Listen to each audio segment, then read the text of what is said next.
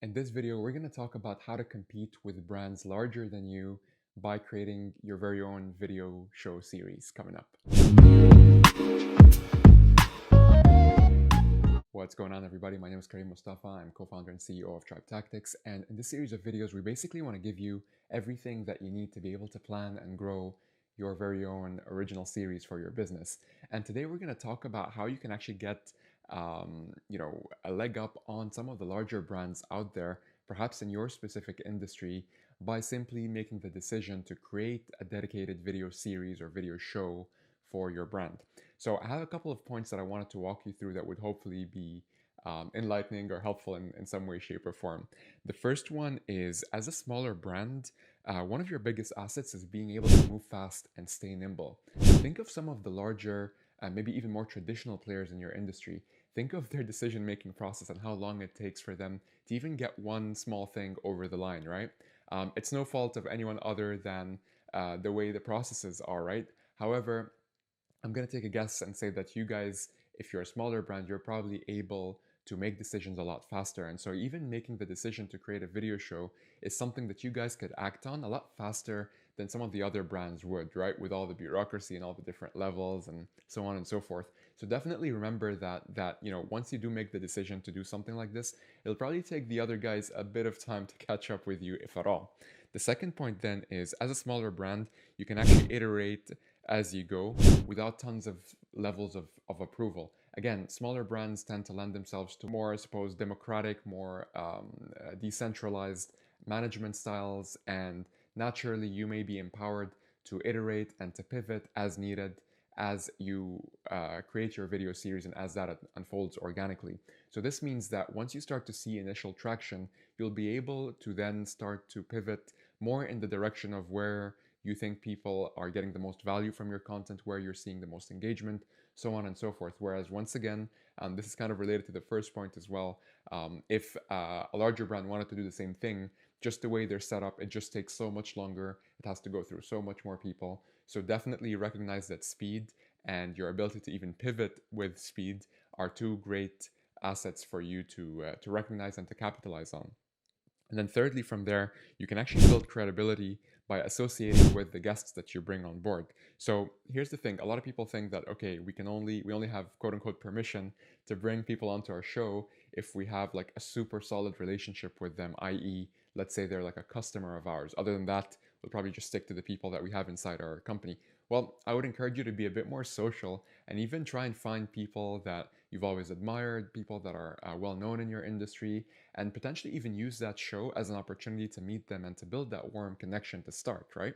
Not to mention, once you actually have them on your show, this is a great way to build social proof, great way to build credibility by associating with some of these people. And again, people who are viewers to the show or people who are in your audience, essentially, they won't, you know what I mean? Like they won't differentiate between, oh, I wonder if that person's a customer of theirs or not. They'll just make that association in their mind, that positive association in their mind, especially if they've actually seen those brands before or they recognize those larger brands before. They may even, it might be even the reason how they came across your show to begin with. Maybe it's because that brand shared on the episode that they got featured and after you've put them on your show. So definitely consider this point of building credibility by association. And once again, larger brands may probably struggle to do this as fast as you could. They may struggle to make a decision as fast as you could, and to even source the right people, so on and so forth. These are all things that you could definitely use to your advantage, because speed is absolutely key when it comes to building thought leadership, especially in the context of building video shows. So basically, we've talked about speed so far, and we've also talked about the speed of iteration, and we talked about credibility by association as well. Last but not least is that you can actually beat some of the larger brands at their own game in some cases by taking each episode and repurposing it into tons of additional content, keeping in mind that you probably won't need that many levels of approval because the initial asset was already created and already approved of, and so you could very easily start to repurpose that into tons of additional video snippets, video clips, right? You can even turn those video episodes into audio podcasts, and your competitors won't know what hit them because you are just creating so much content at scale, and it's all built into that original decision and initial decision to create these video show episodes in the first place.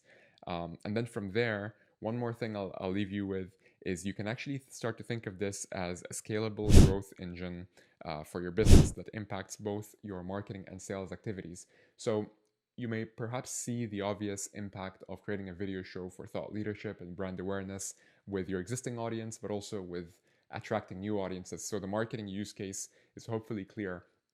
What is interesting to highlight as well, though, is from a sales perspective and from an overall growth perspective, your sales team and your organization as a whole can lean into this video show to use it as an opportunity to perhaps build relationships with some of your target accounts, right? Some of your key accounts that you're after, by essentially having them on the show and adding value to them first, giving them value first, giving them a platform to voice their thoughts.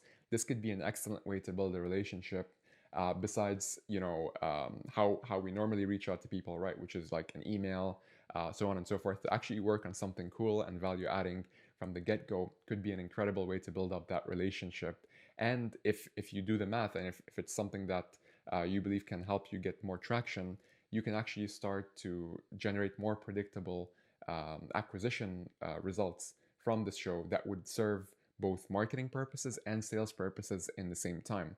Because let's say you have company X, who is one of your key accounts, you can easily invite them onto the show, build that relationship, give them that value, and then marketing can take that content and promote that content anyway. Not to mention company X, through that process, they may have gotten to know your company a little bit better, and from there they may come back to you and say, you know what, we have an opportunity, let's say, coming up in the next month, and it's something that could be relevant.